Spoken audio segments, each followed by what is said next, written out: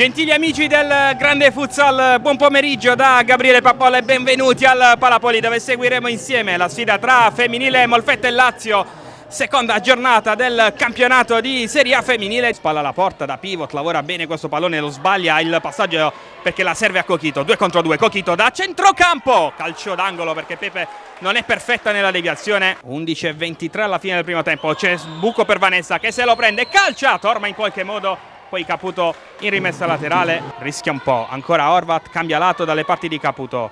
Buona manovra del Molfetta, Caputo va da sola, Caputo in buca per Enrico, spalla alla porta, Enrico ancora, la palla resta sotto i suoi piedi. Non c'è fallo né da una parte né dall'altra, si gioca, Vanessa, perde palla il Molfetta, allora Vanessa sul mancino, calcia deviato, Torma si distende e para. Punizione Molfetta, Enrico e Horvat sul punto di battuta, Enrico passa il pallone a Vanessa, è sola, Vanessa, oh, lì la Torma le dice di no, follia del Molfetta sugli sviluppi di questo calcio di punizione a favore. Vanessa ci riprova col mancino, c'è stata una deviazione o di Enrico o di Torma, sarà calcio d'angolo e serve poi Cochito, riparte Cochito, 2 contro 2, Cochito col mancino, la spaccata di Pepe, la prima vera grande palla gol del Molfetta. Palla fuori, Vanessa esce dal blocco e calcia! Traversa interna, sfortunatissima la Lazio qui. Enrico, il destro, murato da Vanessa. Matranga con la suola, ancora Ginosa, larga da Caballero. Caballero calcia, in 2 tempi Pepe.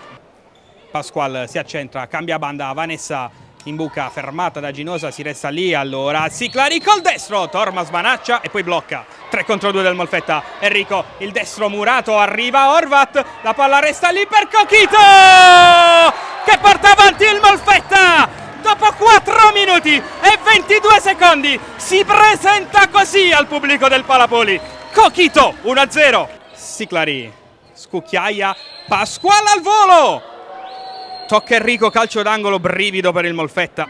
Pronta Cochito alla battuta. Fuori da Horvat che controlla, finta, ancora Horvat, la grande parata su Horvat. Pepe, Barca, passa su Horvat, Barca 3 contro 1, Barca, Enrico, in estirata, ancora. Pronta Siclari.